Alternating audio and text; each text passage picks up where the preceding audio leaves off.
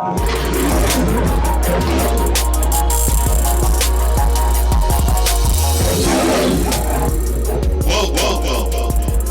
to the Lion Nation Podcast. Now to your host, Chuck Grace.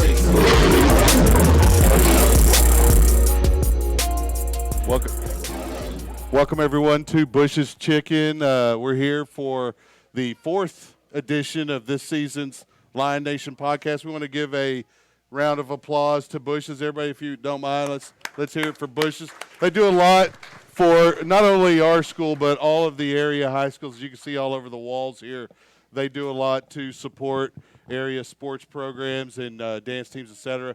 And so do what you can to support Bush's. And we'd also like to acknowledge our other booster sponsors.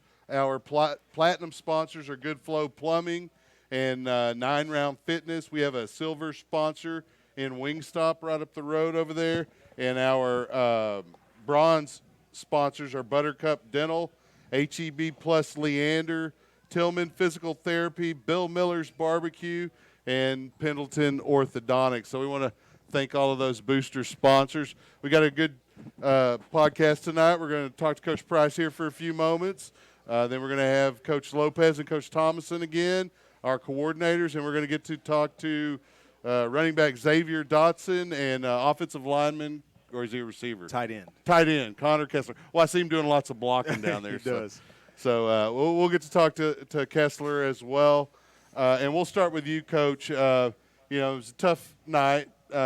Those kind of nights happen to you from time to time. I mean, I'm not real superstitious, except when it's baseball season. But, it was a full moon, Friday the 13th. All kinds of craziness went on. But I think the main thing to take away from Monday night, especially for fans, is to realize that we're in an 8-team district. There are 4 teams that are 0-1 after Friday night, and there are 4 teams that are 1-0. Right. And so nothing is decided at this point.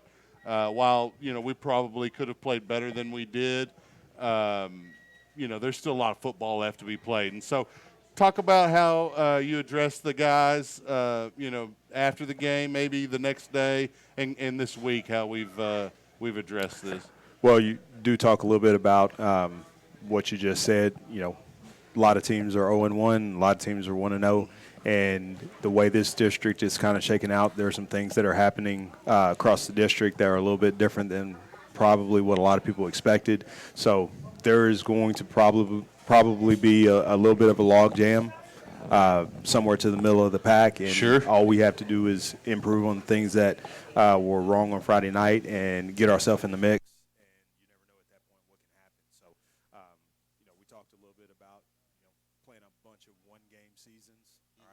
Season's over. Friday's over with. We have to focus on the next season, next game, and move forward from there. And if we'll do that, Cedar Ridge is 1-2, and we have opportunities. There are some things that we do match up well against them, and we just got to find a way to take advantage of those. Well, and I think each week there's an opportunity for the Lions to match up well with whomever. We don't always do so. We've got to get out there and execute the game plan, execute the plays that are called. Sometimes we get a little down on ourselves, and you cost ourselves a couple of plays if we're not careful. And so how do you address those kinds of issues? Next play, take it one play at a time. Don't focus on what happened the previous play, and don't think about what's going to happen the next play. You just have to be in that moment and think about what you have to do on that particular play offensively, and make sure you're reading your keys on that particular play defensively. And then, like you said, just go out and execute. And if you can kind of live in the moment from play to play, we talk about there's 33% of the plays that are going to happen, they're going to win for no particular reason. 33%, we're going to win for no particular reason. If you will just fight hard for the other 33%, you got a chance to win. And so, don't worry about if a bad play happens against you, and don't get too excited if you have a good play. You just got to be ready to move on to the next play and execute. Yeah, because it's really easy to get down on yourself for missing a tackle or a block, and you miss the next two because you're down on yourself about that one that you should have had. Absolutely. And it's it's tough, and there are guys that can do it. You know, some of those DBs, they can, you know, get burned on one play and then make a great play the very next one. So short-term memory. yeah, it's a tough thing to do, but defensive backs seem to have it a little bit better than most quarterbacks. Those who can do that well tend to do pretty well in their careers. So, okay, well, Cedar Ridge, let's talk about them a little bit. You've already mentioned a little bit about them. You know, early in the pre the season, I guess, you know, most publications are looking at Cedar Ridge as one of the top 2 teams. And they may still end up in that spot. It's that, you know, that tight of a district. But, you know, they haven't played to their potential either. And so when you watch them on film, you talk about there are some areas that we match up well and other areas that we don't. We talked a little bit pregame. They got some really good skill guys. They have a really good running back, a good couple of quarterbacks. They lost a big-time receiver to Baylor, and I don't know how much that's hurt them. Talk about their offense a little bit. Well, you know, you touched on the receiver. I think they have great guys in the receiver spot, but they're not quite, you know, the kid that graduated Not and went to that Baylor. level yet, And right. so they're, you know, 4 or 5 guys that they're going to run out there that execute routes well, can catch the ball. They're just not quite, you know, Baylor level. Their running back is a pretty good running back. One of the better ones in the area. Yeah, he's very talented. He's not a big kid. He's just very elusive, agile. He can make some cuts that some other backs can't. I think the biggest thing that's different from this year compared to last year will be their offensive line. They're a little bit smaller on the offensive line than they've been in the past. I know they typically run out some pretty big guys, but they're a little bit smaller this year.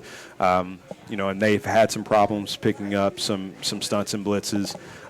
Both of the quarterbacks that they're going to play have a different skill set. One of them's a little bit better runner. The other throws the ball pretty well. So, you know, anytime you have a 2-back system, there's always room for mistakes because they're not quite the same guy. Right. Yeah.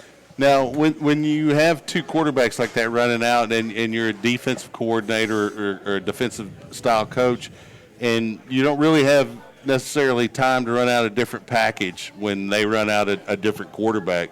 So how do you coach your guys to recognize which quarterback's in and how their responsibilities might change? You know, we really don't put that part of it on them. When a second quarterback comes in, that's communication from our guys in the press box. Your calls. And so they're going to, you know, call it down to me, and I'll make a call based on which guy's in and what we need in that particular time. I'm taking into account down and distance and all that to think about what that guy's going to do. But we don't really try to put that much on the kids. We really want them to just focus on, you know, do your job and do it as fast as you can and execute and not worry about which package is in. We kind of leave that to us. Well, and you mentioned doing it as fast as you can. Sometimes you can go too fast and you miss your job, right? Sure. I've noticed quite a few, a handful of defensive lineman plays that look like they may be ready to make a sack or a tackle in the backfield, but they're going by with such velocity that they're not able to break down. That running back puts a little move on them, and then they're by them. Yeah, we talked a lot today just kind of in our install about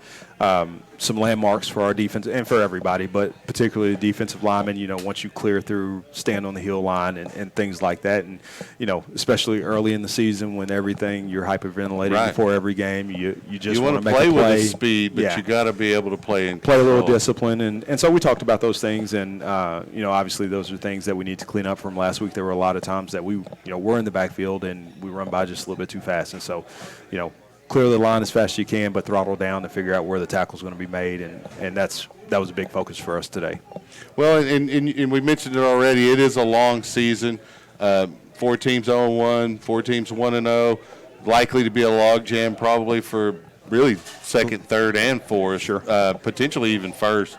Depending, because there's a lot of factors that come in that affect teams. It's grades, it's injuries. You know, there's all kinds of stuff that can affect it. And so, you know, I've seen a couple of different instances where a team that wins 4 district wins ends up in the playoffs. And if they're hitting at the right time, then they can make a decent couple of round run as well. I think there's enough talent on this team to make a run. They just got to get together a little bit. Yeah, so. and we go back and, you know, understanding that, especially when we look at our offense, we're trying to create as much as we can for all of our individual players. So, we're putting on different things to try to get certain guys open, and it's all new. And it's going to be a little bit on us to make sure that we are scaling back when we need to, Sure. and making sure that it's simple enough for our kids to understand. And, we all get excited as coaches when, we have the talent that we have in the room, and we say, oh, man, we can do this. And we rush things sometimes. And, sometimes you put something on and it's not going to be ready for 2 weeks. And you just got to take the time. And you have to realize it is a process, whether it's, we're putting in an offensive package or a defensive package or a stunt, or you're building a program. It's not something that, you just step in. The Lions had a couple of tough years, and we're going to step in and be 10-0. Sure. It's not going to happen like that. And there's a lot to building a program that's not even football, but which is what we want you to focus on the most. Sure. And I'm going to get a little bit on a soapbox for a second, but what we need more than anything is parent participation and, volunteerism. There's all kinds of opportunities to work in concession, to work chains. Sometimes the chains get messed up in a sub-varsity game, and the parent wants to scream in the stands. And when you look and see who's running the chains, it's 3 freshmen who may not even play football. They just happen to be at the field. They could even be middle schoolers, and that could be an adult, a parent that volunteers, and we have more accurate running of the boxes. And so it could be anything. Speaking on that, I do want to give kudos to Coach Grissom and our baseball program, because those are the kids that come over and run the chains for us week in and week out, and they do as good a job as they can. I've never had an issue with those guys, and it's one of those things when you talk about volunteerism. We do have some kids trying to step up and help and do certain things. I also want to commend our elementary school principals, because they've allowed us into their schools to be around their kids. Right. And they're wanting to be involved. So there are a lot of things that are going in the right direction. And, it's like I said, it's going to take a little bit of time. Well, we're real impatient in society today. But, I think if people will just kind of take a step back and see what's going on, I think they'll be pleased. And you can see that it's moving in the right direction. Yeah. You mentioned instant gratification, and not only – do the players want it, the fans want it, the parents want it, but, you look at a college program when a coach gets anything and everything, every tool he wants, at his fingertips, and it still takes years to process. Right. And really what you're building on is you're building that new culture. When you've been your coach for 4 years, you've had the luxury of the ninth graders learning your system, 10th, 11th, 12th, so on. All those kids get, years of practice, and by the time they're on the field as a varsity football player, they know what they're doing. And so you're not having to teach them those roles. Right now that's what you're having to do. And then the next year, hopefully those guys will have that, and then you're focusing on the details, So speak a little bit about that and kind of. Well, I think you kind of see a little bit of, the vertical alignment, through our programs. You look at what Running Brushy is doing, they're running the same things that we're going to do at the high school, so they're going to have a head start. We've been in contact with the youth programs here, and we're going to do a clinic for those guys once our season is over with, so they can kind of know what we do. And then you move up to our sub-varsity levels now, where they have quite a bit of time. We spend a lot of time practicing with our sub-varsity levels, and our freshmen are being successful, and our JV is being successful. And, when you don't have sometimes the pressure of a Friday night, it makes it a little bit easier to learn and grasp, and you take things a little bit slow. And so, just from the ground up, our middle school levels and our sub-varsity levels are really getting an opportunity to take it slow and learning and processing. And so, it's a little bit easier for those guys, and they're having a little bit of success. So, the pressure of, playing a varsity season that we have thrown on these seniors, there's a lot that goes into it. And like you said, a lot of them are learning. Yeah. And I think it's important for all the outsiders to understand that process, because it's a grueling process. Sure. I'm sure that it just takes time. You get lucky every once in a while, and you start winning games. Right. Well, in the speed of the game, from just the highest levels of JV to varsity, it's just like night and day. The incredible Yeah. difference in speed. And I'll sit and do PA on a JV game, and they're playing pretty well, and they look fast, but not like they do on a Friday night. And then if you ever have an opportunity to be on the field, it's incredibly fast when you're down on that level. And you see some of the younger kids when they get in there that first time. It's a bit of an experience. I'm not seeing them from way up there, but I know their eyes are big. Sure, Yeah. we have some sophomores playing right now. Yeah, that, and some it's that the are first time. contributing. Sure, but it is the adjustment to that speed level. It takes a little bit, and you can lose that just from you could start all 10 games, maybe playoff games your junior year, and when you come back your senior year, you still got to pick that speed back up. Yes, sir. So it's a little bit different, that game speed than practice speed, and same thing with tackling, and it kind of goes back to like I was saying with you got to be able to play in control as fast as you can. Yeah. And so sometimes it's real easy to get that adrenaline going, and you feel like I'm flying, but and then you're flying right by the play sometimes. So. Yes, sir. Okay, well, we've got Coach Ortiz or Coach Lopez. I'm sorry, and Coach Thompson. So who do we want to talk to first? Who you want to send up here first? Lopez, let's go. Let's go, Lopez. Since I misidentified him.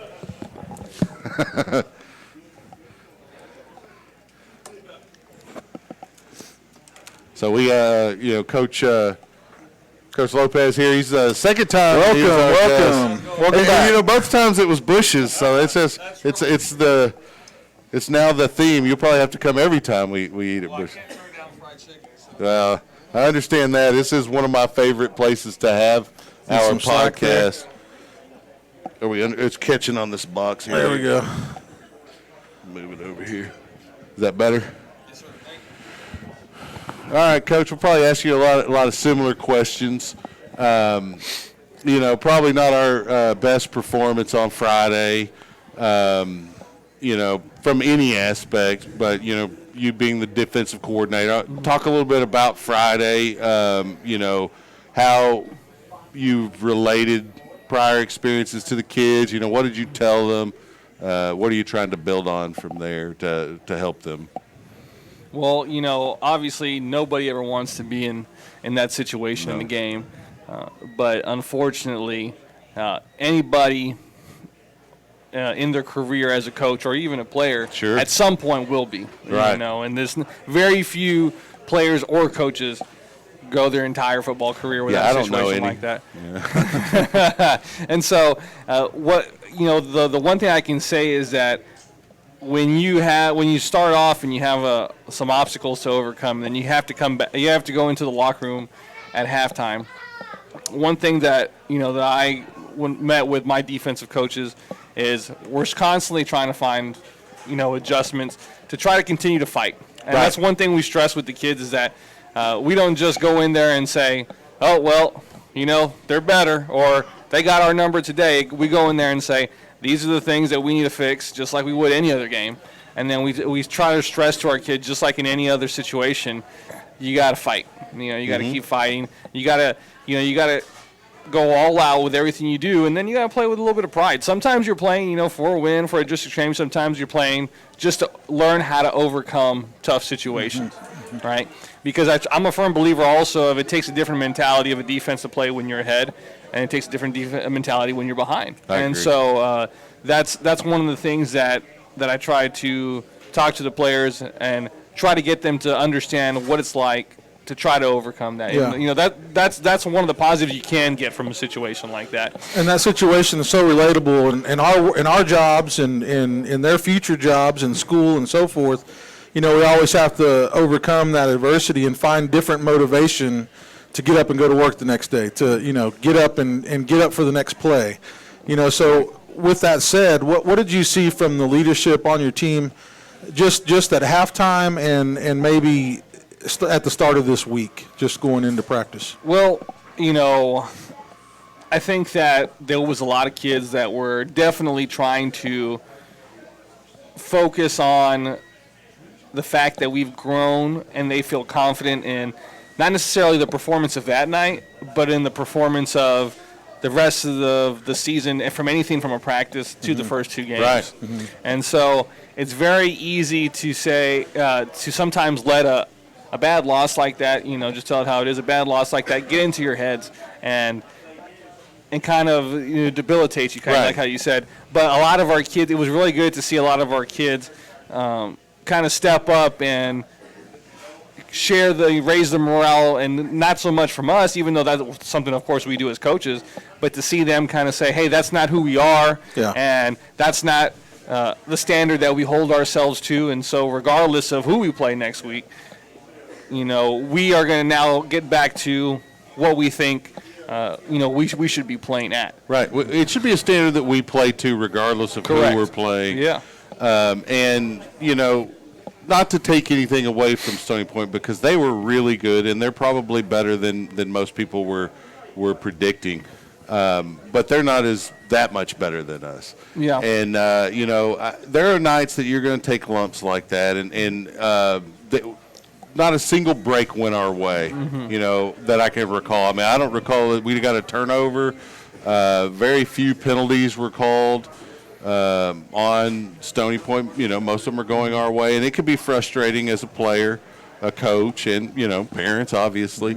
But like you said, if you take the season in the totality of what we're looking at, and you kind of compare it to what we've seen over, the last 3 or 4 years of the program, and we see that it's moving in the right direction. And, it's a lot harder for those guys to see it because, one, they have a lack of life experience to, compare it to. Right. But, everything just seems so final to them. And so I think you guys are doing a good job of keeping that morale up. And so it's not an easy thing to do. Right. And one of the big things, I think, is to challenge their pride. And so how do you talk to them about that, when they think, oh, wow, we're playing, this guy's D1 this, or this guy's, 6'8" and 280 on the line. I mean, what do you tell them? Have some pride. And take That's one thing that I'm a big, and I told you on the last podcast, I'm very much a big person when it comes to the psychology of sports. Right. And so it's like my time in college playing and coaching, and then as well as some familiarity with players that did go on to the league. I talk to the players all the time. I said, do you know what a sports psychologist does? And I said, just the way that you have a personal trainer or a dietitian or nutrition, there are sports psychologists where after that big time, safety or quarterback goes and makes a play on Sunday night, guess what? They go sit on the couch, and then someone asks them, well, how does that play make you feel? Or do you feel like you've been comfortable? Do you feel like you're growing? And they talk about feelings, and they're like, what? And they're like, because a lot of it is, are you in the right frame of mind? It is. And, because they understand at that level, everybody's elite, right? And so just like that, at high school, everybody, only practices less than 8 hours because that's the rule, right? And then everybody only has an athletic period. Yeah. Everybody had summer workouts. So, yeah, there might be some guys that may be on someone's recruiting board, but that doesn't mean anything, unless you give them power over you with that. Right, and I think that's where it happens. It's mostly in your own head.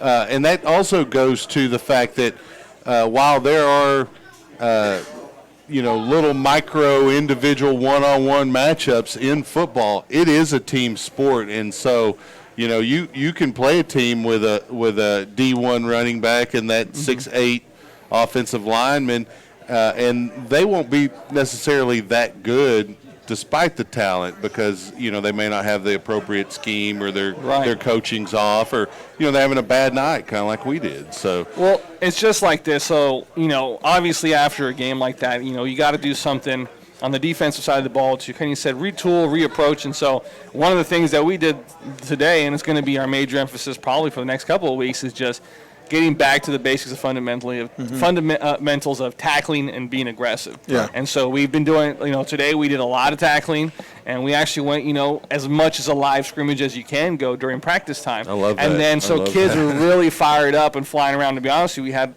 probably one of our best, if not the best, defensive practices today. Oh, so good. that's really That's exciting. exciting, yeah. And I'll tell you what, and it's like it doesn't matter if you have a D1 running back. Think about how many of those NFL running backs are really good, and then all of a sudden they start getting hit too much. Guess what? Hey, why don't you block for me? Or, man, I can't do it all on my own. Right. Those guys get like that. I mean, and I'm not pointing fingers, but I'm saying as a defensive coach, you got to tell those defensive guys our job is to get to the football and punish those guys, and then eventually they get worn out just like everybody else. And then that's when and that's how we kind of can equalize, and help the offense out on our side. Yeah, and you've seen it from the first 2 games, just the tenacity and the ability to have some great open field tackling. You saw it in the first 2 games, pretty handedly, but this game was not that way. In some cases it was, but to me it was more of a mental thing. Like everything kind of just got off from the very beginning, and it kind of stayed that course the whole game. Sure. Well, and you're going to have those days at work. You talk about your professional day-to-day life, and Monday. Well, and it's some Mondays are okay, but you do have those days, and the key is how do you go forward from there? Obviously, How you respond. And a lot of it is ownership. You have to realize maybe I'm not doing what I need to do before you go and look at the guy next to you and say, maybe you're not doing what you need to do. A lot of times you have to look at yourself first. So talk a little bit about that. Well, yeah, it's funny you say that because, one of the things that we do is we try to tell kids all the time, watch practice film, watch your game film, and some coaches will give out a grade as far as trying to create a list of, what plays players did well on, what plays they didn't do well on, and then, what were they neutral on, or maybe what are some tips off of this. And, ultimately, I can't, if I'm a linebacker, I can't go correct a corner's technique, right? And especially if I'm not in the right gap and then someone got a first down off of it, then I have no right to go tell that guy, exactly. If you play a perfect game, then you can go start, telling everybody else. And how they were nobody wrong. plays a and that perfect never game. happens, right? No. Even when Dak Prescott got that perfect quarterback rating, he had plenty of incompletions. So it's not really a perfect game. Yeah, so. true, right? And go Cowboys, right here. Right, there. big time, for sure. This is a Texans fan over here. He's hating it, right? Well, he won by 1 point. So. 1 point. 1 game. We're down. That's That's right. right. You're 1-1. Yeah, that's right. That's right. 500. Well, and that's the thing is really just kind of getting kids to take ownership, because that's part of our job as coaches also is right. Can we develop ownership and accountability, leadership, a lot of those skills that are going to help them pass the football field, which I think we're doing a good job, but it just takes a day at a time. Yeah, those are the things that will help them throughout the rest of their life. And when you start seeing it click with them, I think you'll start seeing a lot more success on the field, on the scoreboard, but just in general. And so Cedar Ridge, we've talked a little bit with Coach Price about the offense, and that's what you're worried about anyway. So Right. Expand a little bit on what we can expect from their quarterbacks. We got the rotation, then you got Deuce Vaughn, and then evidently the next SMU left tackle's going to be out there too. Well, I definitely think that Cedar Ridge has got some weapons, of course. But, I'm just going to say it how I truly feel and what it is. And I feel that the running back from Pflugerville is faster than Deuce. I really do. I think Which Deuce one? I think Deuce is a better kind of a little bit football running back vision. But if I told our kids, which is 100% true, and I believe it in my heart, is that if we were able to stop a faster kid because we were getting attack him, at the line of scrimmage and before he was really able to get going for at least the first half, then there's no reason that we can't do that to this kid as well. Yeah. You know what I mean? The defense really swarmed in that game against Pflugerville. And so that's kind of, I'm saying we did it once versus a faster kid. Now let's do it versus a shiftier kid. You know what I mean? And so that's kind of my thought on him. He's a great tool. I don't know if they're the same offense without him. That's my opinion. I think they got an offensive tackle that, he's going to go to SMU and he'll do things there, but he's still a kid. He's still a teenager. He's still developing. And I think that the other offensive linemen probably lean on him. And so, the truth is he can't block 4 people, or Right. 5 people, or 6 people. He can't block 11 people. You know, so we're And gonna, it's just like any team Right. thing, you know. That's just a micro team there within the team that you coach or that they're coaching, and so if they don't perform well as a group, then their offense won't perform well as a group. So, sure. and you're right. You can have a kid of that level, size, or talent, and maybe the other guys don't think they have to work as hard, and it can affect your performance. And that's the kind of things that coaches are kind of looking for and trying to fix throughout the season. I really like the way that we flew to the football against the 2 Pflugerville schools, and there were moments against Stony Point that we did that as well. It sounds like we're focused on that on practice, and I think you'll see a whole lot of heart from our guys this week, and I think it'll really show what kind of character we have. How they come out and play on Friday at Cedar Ridge at home. Yeah. So we got Coach Thompson next. I'm going to let you off the hook. All right. We'll get him up here, and we'll talk about what the offensive plans are for Cedar Ridge, Coach. I appreciate your time. Thank you Take very care. much. Thank you. Hey, Appreciate it. thank you. Okay, everybody get around for Coach Lopez. Forgot to give Coach Price a round. Sorry, Coach. Come on in, Coach. Hey, how's it going? I get to spend a little extra time with Coach Thompson on the sub-varsity games. He's up there doing some scorekeeping, some clock running, and so I try to pick his brain a little bit. He's not very forthcoming, though, with information. So, Coach, how are you? Good. How are y'all? Yeah, doing all right for a Monday. And Gary Not said bad, Monday's yeah. probably the worst day of the week usually for me, except for when I get here. It's a lot more fun. We'll stay with the same theme here. Tough night on Friday. Plenty to work on when you look at film, I'm sure. What did you tell your guys today when practice started, or do we start offense tomorrow? No, we worked Did some offense. today? Yeah, we did it today. My kind of thing is anytime that the game goes the way that it did, we kind of got to take a step back and, take some accountability on both ends.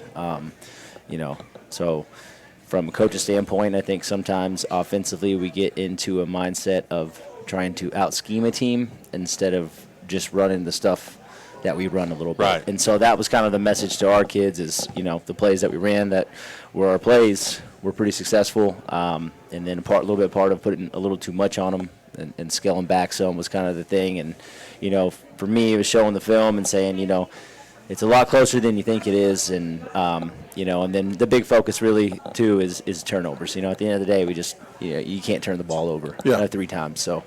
Well, and we gave them plenty of breaks, and some of them, as Coach said, 33% of them are going to bounce one way. Right. The football shaped the way it is, it bounces weird. So it just, on Friday night, we got no bounces. We got few calls. Sure. And it was a rough go for everybody. Right. And so when you look at film, do you let them watch a film like that, or? There's a point where, sometimes it's, you get the couple plays that you need to correct. It can be counterproductive. Right, it can be. So, you kind of walk a thin line. You kind of fill it out, how the team is there, and you kind of make the decision, what's the best thing to do.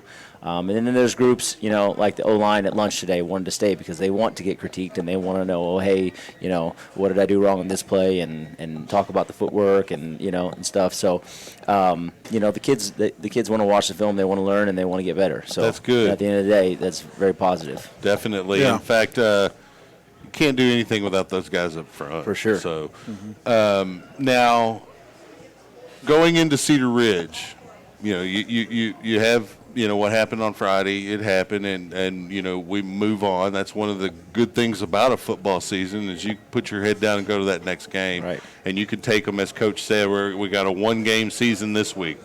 Are we going to be 0-1 or are we going to be 1-0 this week? And so I think that's a good approach here. Cedar Ridge, talk about their defense a little bit. We've spent all this time talking about their offense with Sure. the defensive coaches. We haven't spent any time talking about their defense. Sure. So defensively, you know, it's going to be a 4-down team. You know, for the most part, too high. You know, they have a pretty good edge rusher, a DN, and then the other one's pretty good too. Back end, we're gonna see a few things. We're gonna change their coverages on us a little bit, so we're gonna have to be able to recognize that.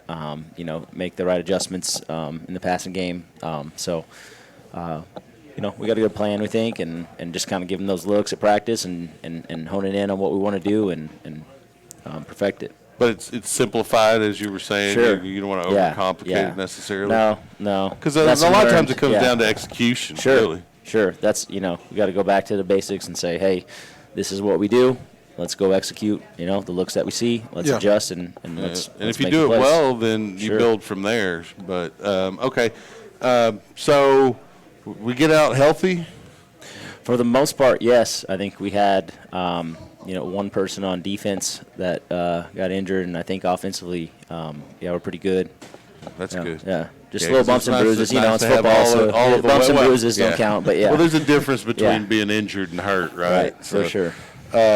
So nothing surprising in the package for this week. I mean, we're just looking at our base stuff, right? Right. Yeah. So you know, well, you know. Well, you So, never yeah. know. I mean, you might want to throw one downfield here Sure. or there. But Yeah. A little here and there, yeah. You know, I think for us, it was really just kind of looking and getting back to saying, okay, what kind of team are we offensively? What are we really good at? What are the kids really good at? You know, what does so-and-so do well? What does so-and-so do well? What fits, you know, what fits them? And so, and then, you know, mold that into and start locking in to hear of, you know, an identity of what we're going to do. And so. Yeah. Sometimes when you're building a new offense and you have all these ideas and you're bouncing them around, and then at some point it's time to, you know, lock it down and go with it. Yeah, and that's what those 2 games up front are for, you know, to kind of work Sure. some of those details out. And you guys with the new offense, you know, you have a little bit more tweaking to do than most. Right. Yeah. Now, we're going to talk to one of your offensive weapons, actually probably 2 of your offensive weapons, but one of them, a key weapon, our running back, Right. Xavier Dotson. He's had a pretty good season so far. Talk a little bit about what it's like to coach a kid that's big and fast like that. Sure. Yeah, and he's a really smart kid too. Good kid and real smart. You know, when I first got here 3 years ago, I was telling the story actually today. You know, he was a sophomore, and it was kind of my second week there, and I didn't think he was paying enough attention in my you know, meeting room, so I kind of called him out and was like, well, what do you do on this protection, you know? And he was like, Mike DeSam, inside out. You know what I mean? So he knew exactly what to do, and he's always been that kid where, you know, he knows exactly what to do. He's very smart. You know, the other day we watched film together for 45 minutes, just him and I, and so you know, he really wants to be, you know, the best at what he does. Sure. So, Well, and you know, if you let him, he'd probably carry the ball every play. Right. But you have to find that balance, not only between runs and passes Sure. as an offense, but just in utilizing weapons like that. And because you've got more than one good running back, you've got Right. 3 or 4 that are pretty good. And then you've got some decent weapons at receiver and pretty good quarterback. So how do you balance all of that when you're play calling or? Sure. I think that's a learning curve for me, is just getting the right, you know, play calls in to kind of balance that out. So, you know, most teams for the most part this season have kind of stacked the box a little bit, and, you know, they're respecting our run game, which is a good thing, to get them down in there. And so, you know, we've got to give our receivers a little bit more chances to go win some balls. If they're going to dare us to go and throw up some balls, then, you know, we've got to go throw them up and then go make some plays on them. Right, that's the key So, there. You got to execute yeah. it too. So you got to, you know, teams will let you throw if you don't complete those passes. Sure. You know, they'll take it a little more lightly. So, Coach, we're actually kind of eating up a lot of time. So I'm going to let you off the hook pretty right. quickly here, and we'll bring. Yeah. We'll bring. Let's bring. You want to bring both kids up here? Yeah, Do you have enough we can do it. We don't, actually, we only have one extra headset. Oh, So right, let's do right, one right, at a time. right. We'll get them up here quick though. Let's We do can it. blame Lopez that that guy can talk, huh? Yeah, you can. That was good. Thanks, Coach. So we'll bring up Xavier Dotson, everybody. Let's hear it for Coach Thomason. Oh, go ahead and roll that back up. That looked pretty good. How's it going? Welcome. Xavier, how you doing? I'm doing pretty good. How are you? Good, good. So it's early in the year. You're 3 games in. You've had some production. Talk about your senior season so far, because you've spent this is your 3rd year with the varsity, right? Yes, sir. So and you had a little bit of injury problems, I think, in your sophomore year. Yes, Your sir. sophomore year. Talk about your experience in your senior year so far. So far, it's going pretty good for me. I mean, definitely feel like I'm getting better as I keep going along. So do you want the ball every play? Is that Sometimes, yeah. every once in a while you get tired though, right? Yeah. That's one of those long runs. Most definitely. Have you had anybody contact you at all about playing college ball? Couple coaches, yes, sir. So you're on people's radars Yes, and sir. stuff. Did you spend a lot of time going to any camps over the Yes, sir. junior year? So you're not gonna let. That's all you're gonna say. You're not gonna let us in on who it might I be. mean, it's a couple schools: Texas State, Baylor. Oh, okay, so Yes, close sir. by. Yes, sir. Well, I'm from Waco. I can tell you, if you stay on Baylor's campus, you're okay. Yes, sir. The rest of Waco is kind of not a whole lot to do there. Just all kinds of trouble. Okay, so talk a little bit about not running the ball when you're a running back. So there are big responsibilities, Yeah. especially in a run-pass Yes, sir. type offense. So talk about your responsibilities as a running back in pass plays and where you're not necessarily the person with the ball. with the ball, yes, sir. Really, my mindset is just make sure that no one gets to the quarterback, because I know that if anything happens to the quarterback, it's going to be a real big problem. Right. And that's one area we've got depth, but they're all real young. Yeah. You know. We could always put Loof back in there, but, we need him at defensive end. We need him at receivers. So, you're kind of limited there. So, how you like doing that yourself when Coach calls in I always call it the single wing. They call it Wildcat. Yeah. I guess it's wild line for us. So how you like doing that? I mean, offense? I think it's pretty fun. It's different, that's for sure. They let you throw out of it in practice at all? Sometimes. Coach is like, no way. Not the idea. No, one of the areas I've seen a lot of improvement from you is receiving the Yes, ball, sir. especially out of the backfield. Yeah. And I've seen you make some catches that, your sophomore year, even last year, you wouldn't have caught them. Yeah. One you picked up off the carpet against, I think it was Pflugerville, and you went about 40 yards Sir. after that. Talk about how you got to that point. I mean, do you spend a lot of time working on receiving? Here and there. I mean, it's just, I don't know. Was it all mental? Yeah. I think a lot of times that's really what it is, and especially if that pass isn't coming 100 miles an hour. Oh, my goodness. You have time to think about it for Yes, a sir. second. Like, I better catch this. There it Yeah. goes. So, but I haven't really seen that from you this year, and it's been impressive. And I'm really seeing your total game develop. And that's where I was getting at with your picking up Yes, sir. blitzes and things like that. And you're even looking for blitzes at times, and when it's not there, you still can release out in the flat and be that valve for Garrett. Now, talk a little bit about being a senior leader on this team, and with the offense specifically, but in general. 'Cause I know a lot of the kids look up to you. Yeah. It's definitely different because I didn't really have to do that my junior and sophomore year. Kind of just sitting behind watching the older kids kind of show me what to do, this and that. So, it's definitely real different. Trying to, corral the younger kids. Well, it's one of the skills that is the more important ones to develop Yes. in life, and it's interacting with people and leading them, trying to get them to reach their level, to a level like you. Yeah. So, but that takes work, and some people, they don't always have it in them, and sometimes Yeah. they need somebody to help them out a little bit. And so I hear good things. I hear that a lot of times you're that guy. So talk about that at all. Do you have any problems leading those young guys? I mean, not really. Most of them really, listen to me, so I don't really have a problem. So it's real easy. Yeah. They're like, yes, sir. Who was the some of the guys that you looked up to last year, or maybe as your Even all sophomore the way year? back to your sophomore year. Yeah. I definitely looked up to Rashad, for sure. And Let me see. It's gonna take a second. Definitely, I also looked up to Dalton sometimes. Definitely was there for me.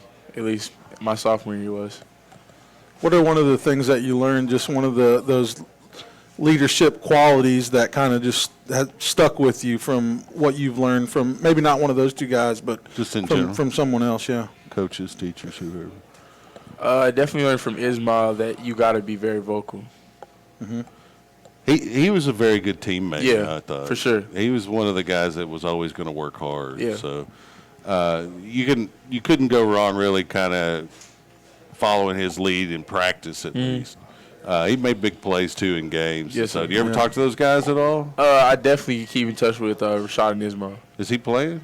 Who, Ismail? Rashad. Yes, he's playing. He's playing. Where's Yes, he sir. at? He's at Eastern New Mexico. Okay. Yeah, I knew he was getting interest from there. I didn't know if he actually Awesome. went. Yeah. Have you heard from him at all this season? Not really. You follow what they're doing? I'm there? keeping up with him, yeah. So far, Aren't they 2-0. Aggies or something? No, wait, that's no, they're that's not. New Mexico. I don't think they're Aggies. They're, I don't know what they are, actually. Can't remember. Can't remember. Pueblos. No, I'm just kidding. So, would you want to stay close by? Or Yes, sir. You do. For sure. So Texas Definitely stay in State, Texas. Baylor, something like that. Yeah. Well, let's talk a little bit about your normal non-football life. Yes, sir.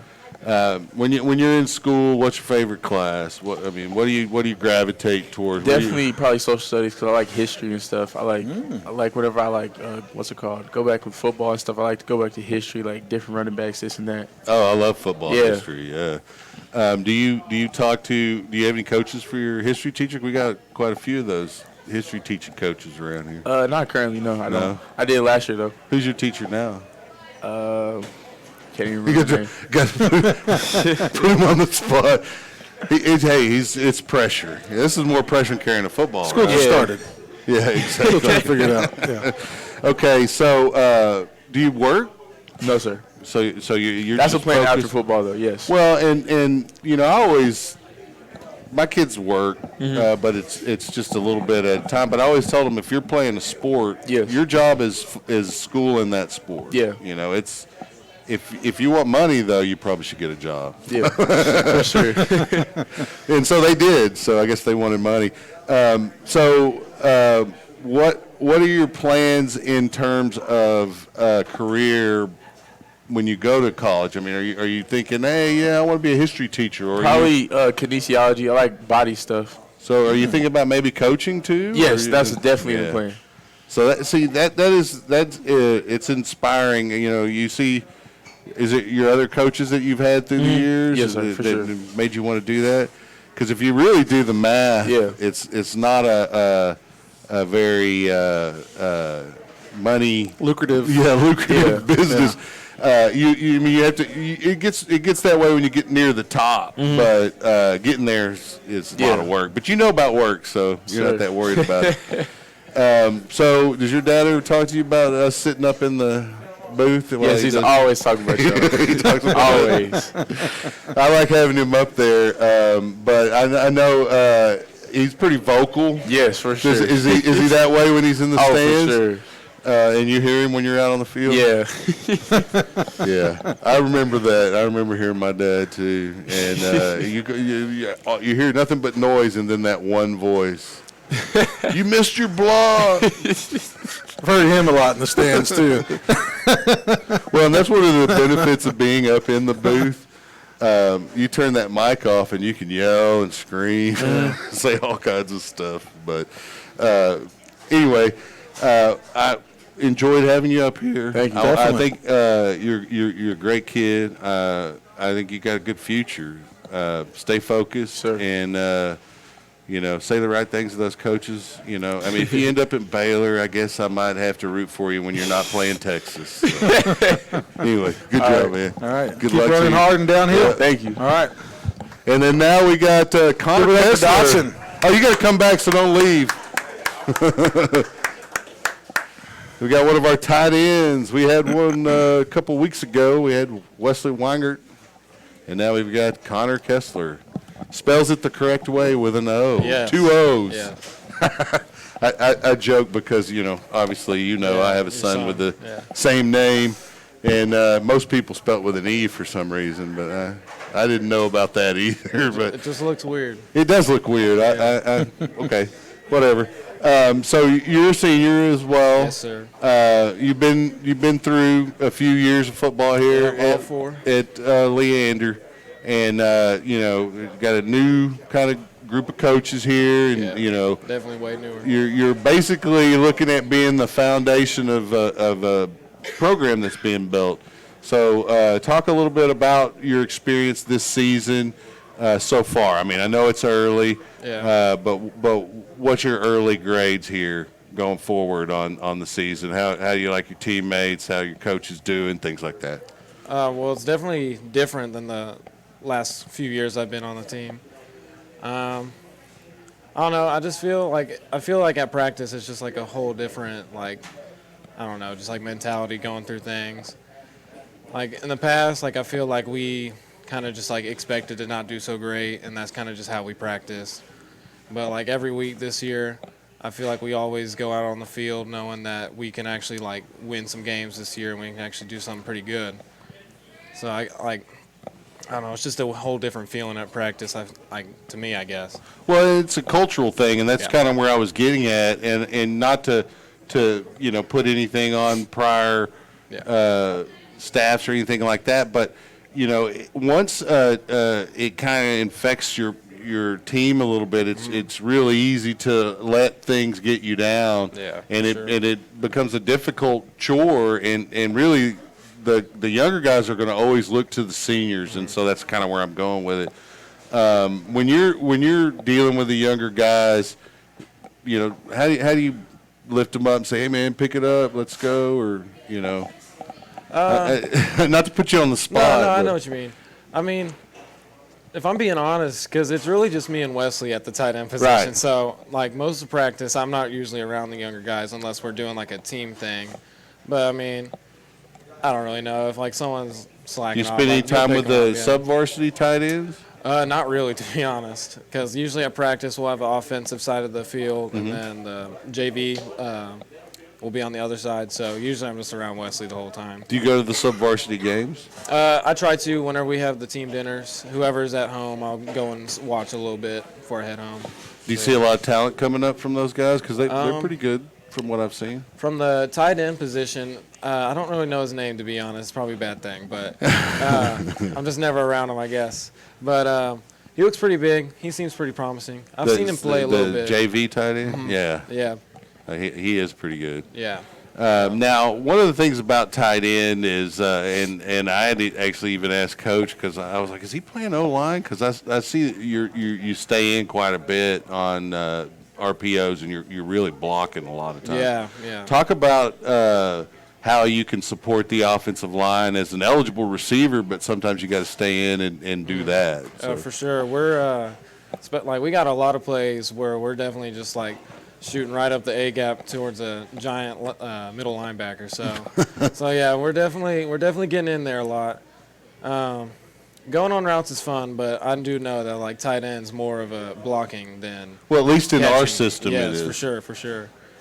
Yeah, we're always blocking. But yeah, so we're Well, always, and the receivers block a lot as well. In They fact, do. some of the longer runs that we've had this season are a result of blocks downfield by receivers. yeah, But if you don't get through that first group there, sure. there's They're no the most need. important. They're most important. I mean, you can't get to the second level, then you're not gonna. Yeah, you're not gonna go anywhere. It doesn't matter how well your receivers block. Yeah. All right. Well, what do you play on defense? I know everybody's given both an offensive and defensive position. So. Well, today actually, I got moved to a new defensive position because I was working with the linebackers a little bit, but I didn't really like do it that much. But me and Wesley got moved over to the defensive line today. So you're putting your hand in the ground. Yeah. That's good. Yeah. And I played that a little bit in middle school, but like not too much. So I mean, I wouldn't say I'm like very acquainted with it just yet. But Well, you may find it come back pretty quickly. We'll see, but it was pretty fun today. yeah, you're that much closer to the ball when you're Yeah. there defensively, and so you have you got to get past that big huge guy trying to prevent Yeah, you for from sure. getting to the ball, For sure. but you can make plays from those positions there on the line. Yeah. And so, to me, it's one of the positions that probably should be rotated the most. Yeah, because most of them are pretty big guys, can tire out pretty easily. But Yeah, I mean, well- and every play they're just getting. You're going full dirty, speed, yeah. right? Yeah. Yeah. It's good experience, though, because you get to learn, from the defensive perspective, you get to learn how to use your hands, how to do all these other sure. things that you're usually being challenged with. So hopefully, that will Yeah, help for your, sure. your tight end game. Yeah, That's true. yeah. I didn't even think about that till just now, so I'll take that into account. Right. So we'll go a little bit personal. We're getting close to our end time here, Okay. and we still got to do our game. So we'll do a couple personal questions. So favorite subject in school, currently this year, and all time. This year, Yeah. Currently, all time, both of them. this year, I don't know. I'd say like Earth and Space Science. Because, I mean, it's pretty fun. Yeah. Like, we just made slime in class. Nice. So, yeah, it's pretty I can easy. see why you like that. Yeah, it's pretty easy. But Yeah. all time, probably Spanish, mostly because of my teacher. She was awesome, Miss Kemp. 'Cause I How know- many times is she going to get picked as a favorite teacher? I think that's like I her mean- 10th no, time. I mean, she deserves it. She made Spanish fun, and Spanish. That's is hard like to pretty do. hard when Not you not, don't not know that it. Spanish is not a fun language. Yeah. It's just difficult if you've never Yeah, for sure. grown up speaking it. But she definitely made me want to go to that class. So That's nice. yeah, I had her 2 straight years, so got to know her pretty good. So, Nobody ever says athletics. well, I always tell him not to say athletics. Okay. I didn't say that to him, though, so that's on between you. When your high school life is over, which it's going to be next pretty fall close, yeah. or next spring rather. What are your plans? Are you going to college? Not at first. I'm thinking about going to the Marine Reserve. Okay. Yeah, so I'll do that, and then once Admirable. yeah. So once I'm out of Boot camp. all that, yeah, I'll go. I want to be an anesthesiologist. So that's Oh, that's a nice. lot of school. So that's mainly why I'm doing it, because it pays Yep, for your school. yeah, right. Yeah, They make a lot of money because you can't do any procedure without that guy. yeah. And my dad was a Marine, so I mean that's Okay. kind of also something. But yeah, so that's what I want to do. But, Coach Beef have any influence on you there? I mean, I definitely wanted to, like, since I was a little kid. Right. But It didn't I think, hurt- I it think didn't it's hurt cool it. having a coach who was one. I do agree. think that's cool. Yeah, I think it is. It's well, not everybody. First of all, could even go through what a Marine goes Yeah, through to become a Marine. it's the toughest. Out of, And all of them. and to have somebody in your leadership, circle of people, it's good. I mean, Yeah. because he's got experiences that he hasn't told you about. He may never tell you yeah, about. I bet. But there may be a moment that he has to draw on those to talk to Yeah. one of his players, and he may have already. I think he's touched into it sometimes. Yeah, and it really puts life in perspective when For you sure. talk to some of the guys Yeah. that have spent time in the Middle East and multiple tours. It's like, wow, I guess my bed's not that uncomfortable. Yeah. So we're going to let you go. We're going to play a game real quick. We're going to bring Xavier back up here. Misty worked on a new game. Gary's going to do the game, but hopefully it goes well. So we're going to try it out. Xavier, if you'll come back up here. Yeah, vice president / game manager. She's got it going on. I just do my best not to screw it up. So we're playing Scattergories. Have y'all ever played Scattergories? I don't think so. Okay, good. Well, it's pretty simple instructions. So basically, you get this. We're going to play 2 games if we have time. You get 45 seconds to write all your answers down. Okay, so you'll both get one of these. I'm going to roll this masterful piece here. It's going to come up on a letter, and your job is to write down something with each category that starts with the letter that I roll. Oh, okay. You're going to have 45 seconds to do that. Guy with the most answers at the end that are correct, you win. And then we'll give you a prize and whatnot. So you have 45 seconds. So there's a pin for you, a pin for you, and of course we'll let you read some of your answers as well. Let's see. Let me get my timer up. All right, we're ready to roll. We're going to roll this here. I use the same letter for all of them? Use the same letter for all of them. Now, if you get it all done in 45 seconds, you can scream out Bush's Chicken, okay? However, if you have some faulty answers, you're disqualified and the other guy wins. Okay. Dang. So, here we go. A T. And go. Do, do, do, do, do. We don't have any music. Do, do, do, do. Can we get something? Dun, dun, dun, dun, dun, do, dee, do, do, do, do, do. We're short on production money here. We got to do this. Do, do, do, do. 24 seconds left. Do, do, no pressure. Do, do, do, do, do, do, do. Doop, doop, doop, doop. 15 seconds left. Is this a name? Do, do, do, do, do, do, do, do, do, do, do, do, do, do, do. 5, 4, 3, 2, 1. All right. Let's see what y'all got here. All right. How many questions did you get answered?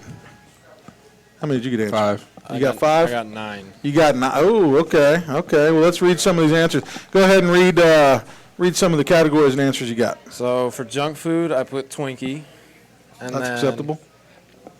Sports gear, I put towel, like a quarterback, like wears long pants. okay. Yeah. Boy's name, I just put Thomas. Okay. Mascot, Tiger. Breakfast food, Taco. Okay. Nickname is Tony, and that's my nickname, but that's a long story. So, Okay. cafeteria item, a tray, and then drink, tea, professional athlete, Tom Brady. Okay. Okay. What about you? Boy's name, I put Tamron. Mascot, I put Tiger. Something in the locker room, trophy. Breakfast food, tacos, and Olympic event, track. Okay. Okay. We got a chance to tie it up here. You ready to do it? You ready to do it? Okay. So here's another rule I forgot. You can only use the same word, the one word this once. You can't reuse the word. Okay. All right. Here we go.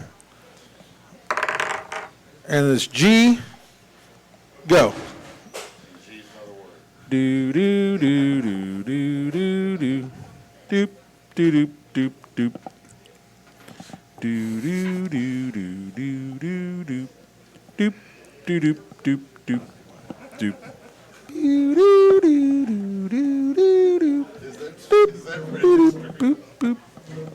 This is terrible. Ding ding dong ding ding ding dong deep beep boop boop. Next time we'll have music, I promise. We got 10 seconds. I'll give you all a couple extra seconds, by the way.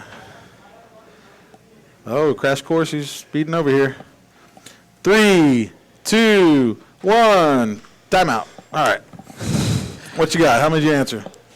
5 again. G's a little hard, yeah. What'd you get, 5? I got 4. 4, okay. Okay. What you got? For sports gear, I got girdle. Boy's name Gary. Mascot Gecko. Something in the locker room, garbage can, and then drink green tea. Okay. What you get? Okay. For boy's name, I put Garrett. Mascot Grizzly. Something in locker room, girdle. Nickname, I just put Giant. I couldn't think of one. Okay. All right, well, we have a tie. I don't know how that works. Okay, you both get a prize. You're both winners. All right. Hold on, let me see what they got.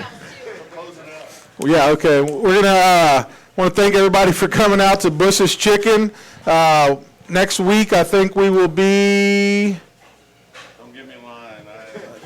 Check your calendars. We'll let you know. Okay. Anyway, yeah, Friday we're going to be playing at Bible Stadium. We're going to be playing Cedar Ridge. Please come out and join. Game starts at 7. Again, we always need volunteers, so if your parents don't have anything to do, make them sign up for volunteers. Once again, thanks. It's going to be elementary school night, so you're going to see all the little elementary school kids on the field. It'll be a pretty exciting game. Come support your Lions, and please come and support Bush's Chicken. Thank you, guys.